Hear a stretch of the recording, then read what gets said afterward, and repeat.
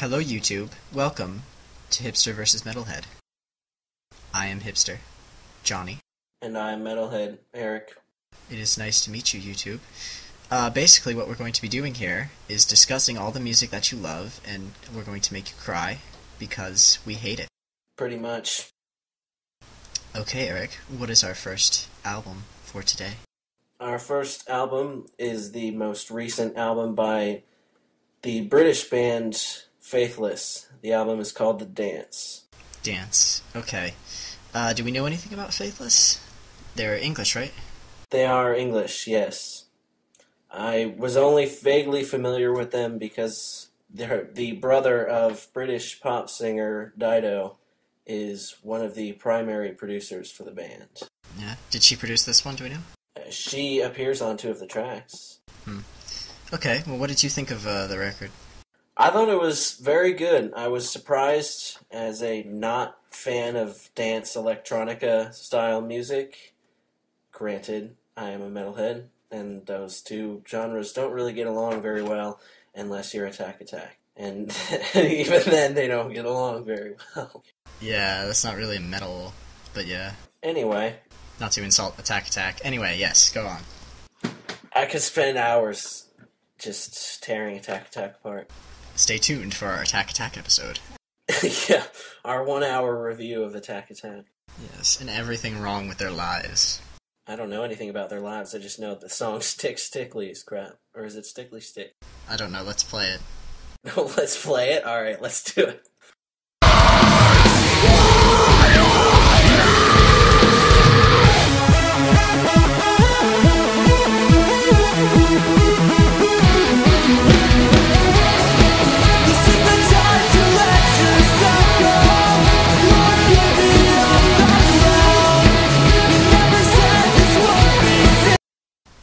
Wow, that was awful. That sucked. It's so bad it's funny though, you know, like I can't hate them too much, because even though I think they're terrible, I just laugh every time I hear it. Everybody that was listening has turned this off because they were just so offended by that. Oh my god. Anyway, so back to Faithless, Dance. So Faithless, I felt vastly better than American dance music, at least as far as the mainstream goes. Faithless has been pretty successful, sold I think 12 million records or something like that over the course of, they started in the 90s, mid-90s. Well, if you look at some of these other mid-90s kind of electronic dance hip-hop, well not hip-hop, excuse me, trip-hop bands that came out of England, obviously, like, Massive Attack, Portishead, and they all kind of came out around the same time. They've all been making records for around the same time. Granted, Portishead has only released like 3, but Massive Attack has released consecutively albums around the same time as Faithless. And it's like, nothing against Faithless, but if you have the opportunity, most people only have the opportunity to record a few records. Look at people like Nick Drake or Kurt Cobain that die. I mean, you know, not a lot of people get the opportunity to record... That puts a bit of a damper on it. Yeah, but not a lot of people get the opportunity to record 6 records. And to be on your 6th record and still making music that sounds... I mean, it's like this next band we're going to talk about, Godsmack. It's like the same... It's like you can't just do the same thing over and over again. It's not interesting. Some people do, and it's better for some... Are you blowing the cover for our Godsmack review? Shh. I can't even figure out... On the one hand, it is good for some bands that can't really change their sound around and make a different record each time. Like Beck. Beck is a good example of someone that every record sounds completely different. It's like, that works for him. Some bands can't do that. Some band, it's better to stick to the same thing over and over again, but it gets boring. So you don't really need to buy 6 of their records. You need to buy 1. So it's like, for anyone that is not familiar with Faithless, like we weren't, so we enjoyed it. But it's like, when I go back and listen to their other 5 records, every single one sounds like that record. So it was boring. Well, I looked at other reviews for this album, and it has been received with mixed responses. You know, listening to other Faithless records, I do kind of agree that they've done better than this. But being more, they're certainly more adventurous when it comes to dance pop music. The kind of trance style, hit trip hop. They're very adventurous. Every song really didn't sound like any song that came before it on the album. Yeah, that was... So you like that about it?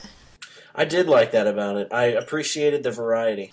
That was something that I hated about it, actually. The fact that it was like every single track was different. So you'd be listening to like one of the reggae tracks and just be like, yeah, this is a good time, and then it would end and it would go on right back into like the trance hip hop, like, so it was just kind of, it was a weird vibe to it. Yeah, the tracks were pretty, each one was like a self-contained, mood piece almost. Like I can't see this album getting, spun in a club where they put the thing on and they play it all the way through. But I can see certain tracks being very popular on the dance floor. For the dance floor, yeah, that's what for raves and stuff, what they do is they take individual songs, they remix them, and they have like a track list. So for that, individual songs from this record could be really great. But as a record, especially for a genre like this, where it needs to be able to play through the entire thing consistently, like, for this genre, I feel like you need to be able to go to your record store, go to like the trip-hop section, buy a record, take it to your rave, and play the record, right? It's like you can't do that with this, because it's like people at your party would be upset. I suppose. I mean, I don't really agree that dance trance music is intended to be, broad album music. I mean, I don't think they're trying to go for, Pink Floyd type of, the whole album just flows all the way through. I think that they're shooting for, it's like, all right, we have this track, remix it, do what you want with it, dance to it, love it, but it's not, I got the impression that the album wasn't really meant to be viewed as, an album. It's meant to be viewed as a collection of tracks for people to dance to. At the same time, though, look at, like, did you hear the Gorillaz' new record, Plastic Beach? I've heard bits and pieces of it. Okay, well, it's the same kind of record where it's like some songs had Snoop Dogg and then other songs had Lou Reed from the Velvet Underground. So it was a stretch. But it blended. You can listen to that record from start to finish and not have any of the problems that you have with lovely Faithless and their dance, but... I will take your word for it. To be fair, there are some tracks on Faithless that are very listenable, fun to dance to, and for that, I'm gonna give it like a 4.5. I actually liked it more than you did. I'm gonna give it a 6. 6. Yeah, I thought it was very enjoyable. Alright. Any other thoughts on that one? I think that about covers it.